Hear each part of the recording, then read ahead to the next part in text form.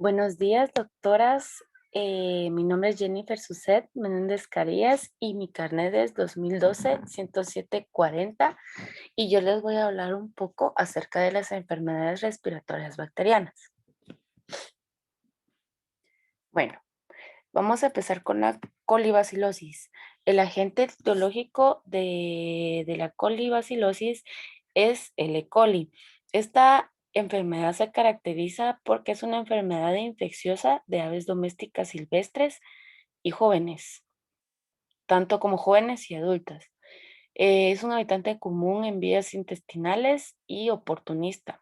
Puede provocar eh, una infección o actuar como un agente secundario.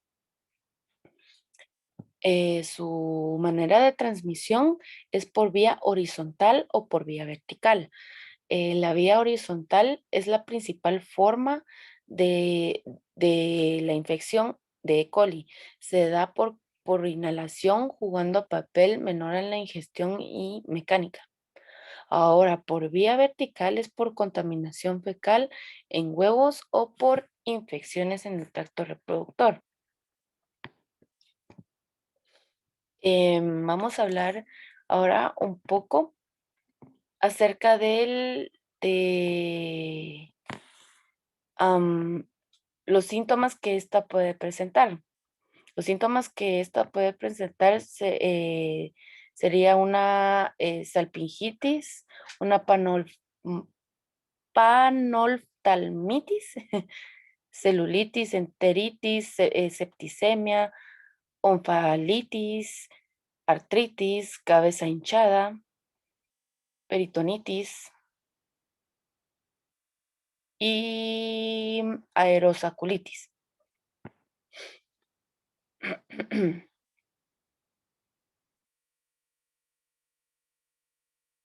Ahora, basándonos en su patogenia, pues prácticamente estas entran por vía oral, como dije, ¿verdad? Por vía directa o indirecta.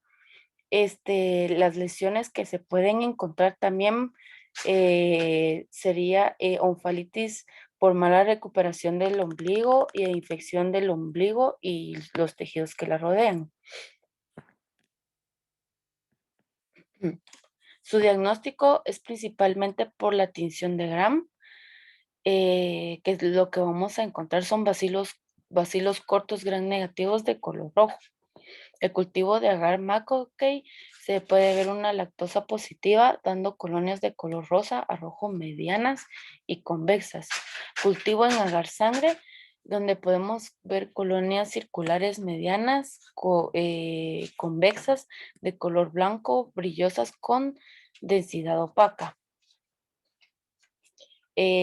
También existe una variedad de E. coli llamada la E. coli alberti y la E. coli fergusoni, que también son patógenos, pero son lactosas negativas. Em, Hay algunas que tienen una resistencia, perdón, antibiótica. Em, Su patogenia pues se da por una transformación con forma de partículas del exterior por parte de su ADN. Se da una conjugación a través de los plásmidos de genomas de ADN o por medio de partículas de ADN que se extraiga de otra bacteria o bien a través de virus como un bacteriófago. Y se puede dar también una transducción. Eh, Se pueden utilizar antibióticos como un tratamiento a la hora de tener una E. coli, pero sinceramente después de ver una E. coli patógena, pues es muy difícil de que pueda como ser tratado. Lo mejor es tener una prevención o un control. Su prevención y control principalmente es limpieza, desinfección de los galpones, buena fermentación de la cama, galpones y tener galpones abiertos. Un diagnóstico diferencial puede ser la salmonelosis, que prácticamente puede tener los mismos signos, mismos signos, como enteritis, y lo mejor es diferenciarlo por medio de exámenes de laboratorio. A ver, vamos a cambiar.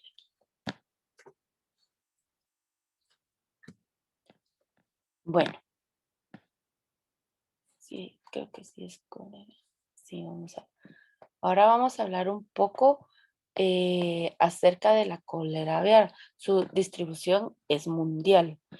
La cólera aviar afecta principalmente a reproductores, aunque puede afectar a ponedoras y pollos de engorde, a aves domésticas y silvestres como patos y pavos. Mamíferos pueden ser portadores de la bacteria ubicada en la cavidad nasofaringea. Esta enfermedad es septicémica y respiratoria relacionada con alta mortalidad y morbilidad que puede llegar al 20%. La infección puede ser por vía oral, nasal, conjuntiva o a través de heridas. Esa sería su transmisión, ¿verdad? Se puede transmitir de forma aguda o crónica localizada. La aguda es transmitida principalmente por el agente etiológico Pastorela mutósida y la crónica o localizada es por la Gallibacterium anatis, antes como hemolítica. Su transmisión también puede ser por vía horizontal. Em, Sus fuentes de infección como aves portadoras, ratas enfermas clínicamente. Especies que afecta, todas las especies aviares son susceptibles. Los síntomas que puede presentar la hiperaguda puede ser muerte súbita. Ahora la aguda puede presentar anorexia, depresión, plumas erizas, tortícolis por infección de oído medio, secreción de la mucosa por el pico, inflamación en senos infraorbitarios, diarrea, cianosis de cresta y barbilla e incremento de la frecuencia respiratoria. Las lesiones que podemos ver en una forma aguda es la congestión muscular, hemorragias petequiales en corazón, focos necróticos en hígado y vaso, neumonía de corazón hiperémico, engrosamiento y yemas en cavidad abdominal. El diagnóstico diferencial por focos necróticos en hígado puede ser colibacilosis y enteritis ulcerativa en pavos. Su tratamiento podría ser que se ha utilizado varias fármacos como la antibioterapia, que puede ser una sulfaquinoxalina, tetraciclina, e ideal realizar un antibiograma para ver si estos no tienen alguna resistencia. Su prevención principalmente es la vacuna emulsionada, que se pone a las aves de entre 8 a 10 semanas y la segunda dosis de 2 a 14 semanas también. Bueno, ahora vamos a pasar con la clamidiosis. Bueno, pues para hablar un poco acerca de esta enfermedad, pues la clamidiosis aviar es una enfermedad zoonótica causada por la bacteria intracelular Clamidófila citasi. En humanos esta enfermedad se denomina como citacosis. Em, Afecta principalmente a las aves citácidas. El término con infecciones comunes en las aves también como las palomas, aunque todas las especies de aves o la mayoría son susceptibles. Como dije anteriormente, pues la clamidosis aviar es el resultado de una infección por Clamidófila citácida, que es su agente etiológico. Incluye algunos, pero no todos los organismos que con anterioridad se denomina Clamidia citacea. Las especies más afectadas que se han informado, pues son 30 órdenes de aves. El más común es el orden Citaciforme, que son aves citácidas y columbiformes.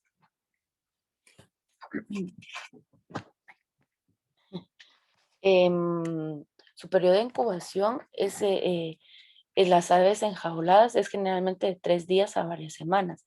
En los portadores la enfermedad activa puede aparecer en cualquier momento y puede observarse años después de la infección. Los signos clínicos que vamos a encontrar es, ya que es una enfermedad sistémica, según la cepa en el organismo, especie, la edad y la condición del ave, las infecciones pueden ser asintomáticas o resultar en signos clínicos leves a graves. En las aves citácidas se pueden observar la enfermedad de una forma aguda o crónica. Muchas veces, pues las aves infectadas permanecen sin presentar síntomas hasta que sufren estrés. Los signos clínicos pueden incluir anorexia, letargo, plumaje erizado, descargas oculonasales, cerosas o mucopurulentas y pérdida de peso. Algunas aves desarrollan algunos signos respiratorios que abarcan desde estornudos hasta un compromiso respiratorio. También podemos observar conjuntivitis, diarrea con excremento verde o amarillento. Se pueden observar signos neurológicos, especialmente en casos subagudos o crónicos. Se han informado casos de tortícolis, opistótonos, temblores, movimientos convulsivos y parálisis flácida o parecía de las patas. Los signos clínicos son similares en otras especies de aves. Cuando los pavos se infectan, es probable que desarrollen neumonía, miocarditis y disminuye la producción de huevos. Un diagnóstico, ya sea el diagnóstico clínico, lo que podemos ver en la clamidiosis es que puede ser difícil de diagnosticar. Sin embargo, se debe tener en cuenta que en un ave que está letárgica y no muestra signos específicos de la enfermedad, se debe sospechar que las aves domésticas recientemente adquiridas. Un diagnóstico diferencial en los pavos, el diagnóstico incluye gripe como de la aspergilosis, cólera de aves, de corral e infección con Mycoplasma gallisepticum. En las aves enjauladas se deben considerar las infecciones con el pervirus, paramyxovirus, gripe aviar y enterobactericidad. Se debería realizar un cultivo de muestras de todas las aves para salmonela, pasturela, micoplasma y otras bacterias y virus. Para su diagnóstico en análisis de laboratorio, se pueden diagnosticar mediante un cultivo, detección de antígenos o ácido nucleico, bioquímica, tinción con inmunohistoquímica y serología. Puede ser necesaria la combinación de técnicas, especialmente cuando se analiza una sola ave. Em, como medidas recomendadas en la sospecha de clamidiosis, no hay vacunas disponibles para la clamidiosis aviar y la irradiación completa no parece ser posible debido a la gran cantidad de huéspedes potenciales. Sin embargo, se pueden tomar ciertas medidas para reducir el riesgo de infección. Para prevenir la introducción de esta enfermedad aviar a un establecimiento, las aves nuevas deben ser examinadas para observar signos de enfermedad, colocadas en cuarentena durante al menos 30 días y muestreadas para detectar la presencia de su agente etiológico. Las aves que han regresado de eventos como exposiciones o ferias también deben aislarse. Em, en el caso de las aves silvestres, pues deben ser excluidas de las instalaciones y se deben controlar los roedores silvestres que podrían actuar como vectores mecánicos. La limpieza y la desinfección con regularidad de establecimientos y, y equipos también ayudan en el control. Se deben ubicar las jaulas de manera que nada incluya heces, alimento con plumas que se transfiera fácilmente entre ellas y deben minimizar la contaminación cruzada entre áreas o unidades.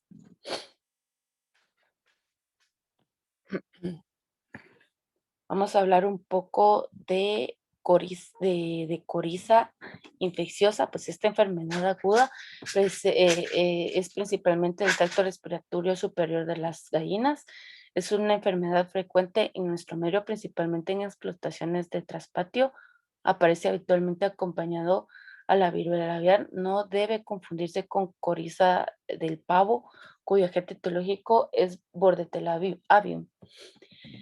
El agente etiológico de la coriza es principalmente la Avibacterium paragallinarum y del género Avibacterium. Em,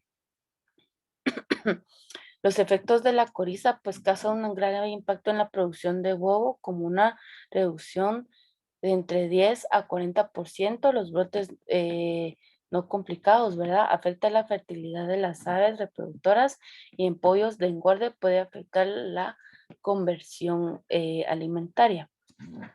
Los síntomas, el periodo de incubación es de 1 a 3 días después de los cuales aparecen los síntomas, que estos incluyen descarga de óculo nasal, conjuntivitis con adherencia palpebral, edema de la cara rara vez en barbillas, lagrimeo, anorexia, diarrea, estortores. La morbilidad de enfermedad es alta, pero la mortalidad es baja. Hay que considerar que las aves, una vez recuperadas, permanecen portadoras por un periodo largo de tiempo, por lo que la irradiación es difícil en granjas de aves multiedades.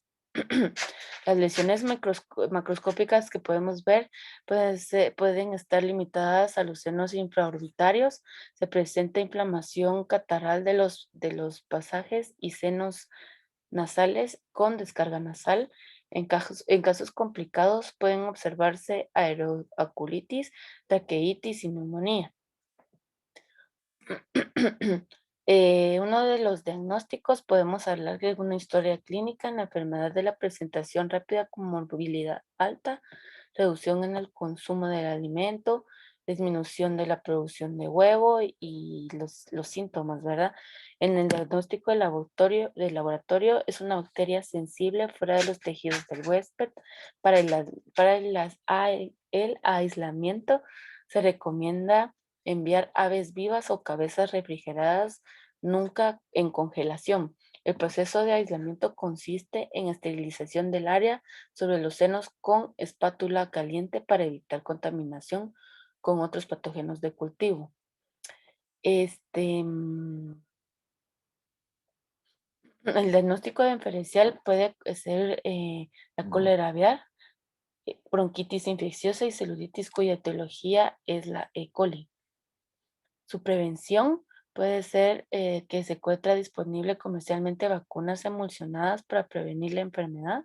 Las aves en crecimiento deben recibir 2 dosis con intervalo de 3 semanas antes de ser llevadas al área de producción. Se debe tomar en cuenta que no existe inmunidad cruzada dentro de los tres serobares A, B y C. Por lo mismo, las vacunas emulsionadas a utilizar deben incluirlos.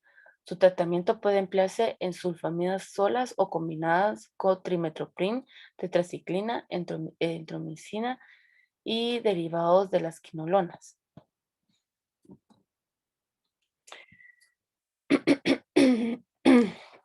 Bueno, pues ahora vamos a hablar un poco acerca del la micoplasmosis, perdón. La micoplasmosis, entre paréntesis, pues Gallisepticon y Sinovac es el principal, el agente etiológico principal, pues la micoplasma. Podemos hablar que es una enfermedad muy frecuente en explotaciones avícolas. Puede presentarse sola o complicada con otros agentes infecciosos, sobre todo con parvadas multiedades. Se le conoce entonces también como una enfermedad respiratoria crónica, y es común la enfermedad que sea transmitida antes de las aves de mayor edad que las menores. Su distribución es mundial. Su etiología, pues los micoplasmas son procariotas más pequeños conocidos, ¿verdad? Los más pequeños conocidos tienen como característica especial la carencia de pared celular.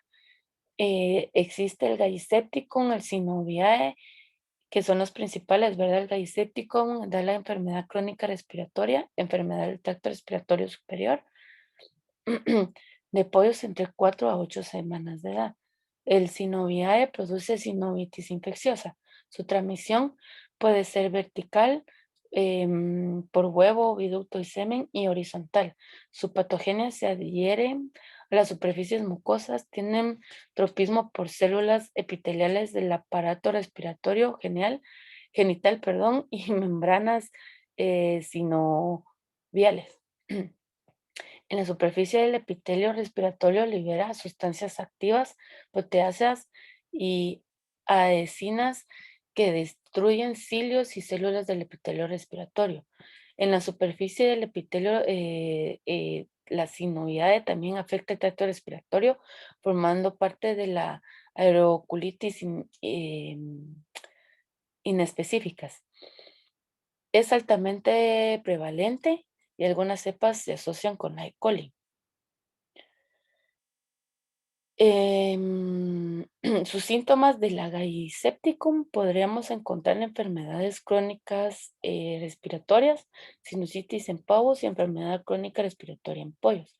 La sinoviae produce huevos de segunda, patologías de cáscara, sinovitis, aerosaculitis y peritonitis.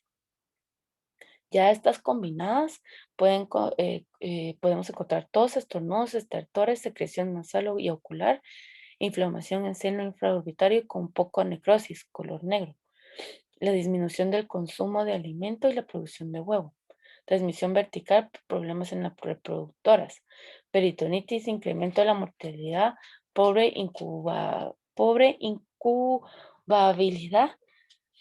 La sinoviae podemos encontrar síntomas en pollos, pavos y otras aves. Lo primero que se observa es cojera, inflamación de las articulaciones, tibio-tarsiana y cojinetes plantares. Tendón gastronemio afectado, se sospecha de un reovirus a microplasmosis. Caída de la postura, peritonitis, anormalidades en ápice, muestra líquido sinovial para cultivo o lisa, transmisión vertical y problemas en las reproductoras. Las lesiones podemos encontrar inflamación catarral marcada en los pasajes nasales, senos, tráquea y bronquios. Frecuentemente los sacos aéreos están engrosados y se observan opacos y aerosaculitis. Em, Sola no tiene mortalidad en aves, ya que conviven con ellas.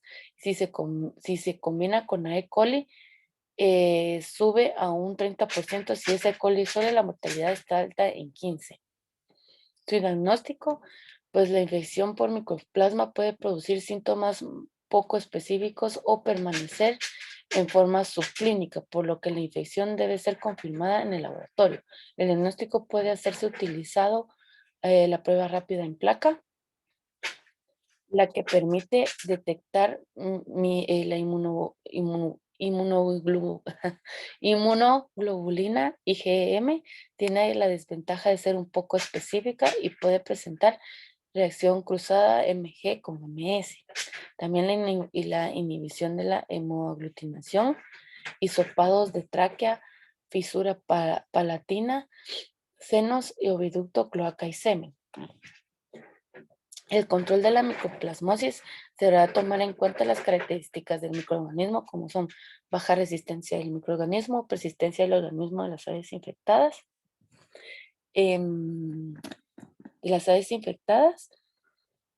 y la transmisión horizontal, pero principalmente la vertical. Para iniciar el control del micoplasma, el primer paso es la adquisición de huevos fértiles o pollitos libres de micoplasma provenientes de reproductores negativos. En parvadas de reproductoras, la contaminación no es económicamente factible. La eliminación del lote. Se puede emplear un tratamiento con antibióticos macrólidos, eritromicina, espiramicina y josamina. También se ha utilizado el tratamiento del huevo fértil con la inyección de antibióticos inovo o También en parvadas en producción se puede emplear tratamiento antibiótico durante los periodos críticos de la producción. Las vacunas inactivas que inducen una respuesta inmune humoral, pero no impiden la infección. Hay vacunas vivas, la cepa F, que posee una virulencia moderada, se administra por diferentes vías y se puede diseminar a la parvada. Bueno, y como de último, ¿verdad? Tenemos la micosis. La micosis, eh, las micosis respiratorias, su agente etiológico principal, pues es Aspergillus, em, Aspergillus flavus. Su manera de transmisión, pues es las incubadoras de pollos industriales. Son atacados primero los huevos resquebrajados y sucios. En este caso, pues existe la mortalidad entre los embriones eh, y los polluelos recién salidos del cascarón. La principal vía de infección es pues la respiratoria y con menos frecuencia la digestiva. La vía respiratoria tiene su fuente principal de contaminación en el suelo y es esencialmente en la yasija. La infección por vía digestiva se puede originar por la ingestión de alimentos contaminados, aunque es más probable que la infección continúe a ser por vía respiratoria, con la inhalación de esporas procedentes del piso contaminado y levantadas por el viento. Los signos clínicos que van a presentar los síntomas, los polluelos son particularmente vulnerables durante los primeros 3 días de vida, cuando su sistema respiratorio es demasiado inmaduro para dar lugar con la infección. Este, Dentro de los primeros 3 a 5 días, los recién nacidos infectados en las incubadoras, pues manifiestan disnea, polimnea y empiezan a respirar por la boca abierta. Debido a la progresiva obstrucción de las vías respiratorias, la aspergilosis aguda típica encontrarán pollitos los primeros días después de su salida del cascarón. Se caracterizan por bostezos, una actitud somnolienta, lasitud, plumas erectas y pegadas, sed creciente, pérdida de apetito y respiración acelerada. Em, La sintomatología pues también será diferente conforme sea una presentación aguda, subaguda o crónica. La aguda se caracteriza por disturbios respiratorios, fenómenos nerviosos como convulsiones y digestivos como diarrea. Su patogenia, pues el Aspergillus es un ejemplo de los denominados patógenos oportunistas, es decir, perdón, que pueden afectar a pacientes con mecanismos de defensa comprometidos. Entre los factores de la patogenicidad de este hongo se encuentran eh, el pequeño tamaño de sus contenidos que permite que sean aspiradas y que puedan causar infección en el pulmón y en los senos paranasales. Su capacidad de crecer es de 37 grados centígrados, lo que le hace idóneo para afectar al animal o al humano. Su capacidad de adherencia a superficies epiteliales y posiblemente endoteliales y su gran tendencia a invadir los vasos sanguíneos.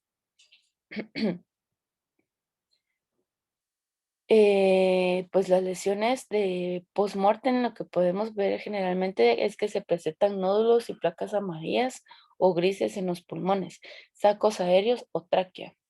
Estas lesiones son menos frecuentes en la cavidad peritoneal, en el hígado o en otros lugares. Pueden aparecer focos metastásticos amarillos o grises en el cerebro, el globo ocular o en otros sitios. En los casos muy avanzados se pueden observar una difusión a través de toda la cavidad abdominal. Su diagnóstico, pues los signos, la principal es observar los signos clínicos de la enfermedad respiratoria en las primeras 2 semanas de vida, con placas en los sacos aéreos o nódulos intrapulmonares. Son muy sugestivos, pero no específicos de aspergilosis. Su diagnóstico clínico pues resulta realmente complicado de efectuar, fundamentalmente por la especificidad de los síntomas. El diagnóstico por medio de huevos contaminados, pues la presencia de hongos aspergillus también puede describirse en huevos o embriones. La necropsia del huevo o se lleva a cabo rutinariamente de la granja de reproductoras para verificar la fertilidad de la parvada. También se puede diagnosticar en el examen postmortem, a menudo con base a la observación de nódulos gaseosos blancos en los pulmones o sacos aéreos en las aves afectadas. Em, los medios satisfactorios para el aislamiento y la identificación de la mayor parte de los materiales aislados de casos de aspergilosis incluyen en agar dextrosa saborum, de el agar con solución de Sapec y el agar destroza papa. Como diagnóstico diferencial, debe de diferenciarse de otras enfermedades respiratorias por medio de métodos serológicos y medios de cultivo. Sin embargo, las lesiones típicas de aspergilosis difieren de otras lesiones. En las enfermedades respiratorias severas, excepto en el caso de las granulomas pulmonares asociadas con infección complicada de Mycoplasma galloséptico, la comprobación por medio de histopatología es generalmente fácil. Em, no habrá que perder de vista la tuberculosis, ya que se reportó un caso reciente que puede ser un diagnóstico diferencial. Su control y prevención, no existe un tratamiento para la aspergilosis, por lo que el control depende de que se reduzca la exposición a los hongos y factores de riesgo vinculados. De acuerdo a la limpieza y también a evitar la humedad entre las camas, los huevos deben incubarse y deben ser puestos y colectados y almacenados de tal modo que se disminuya la sudoración y la exposición a polvo cargado con esporas. Muchas gracias y que pasen un feliz día todavía.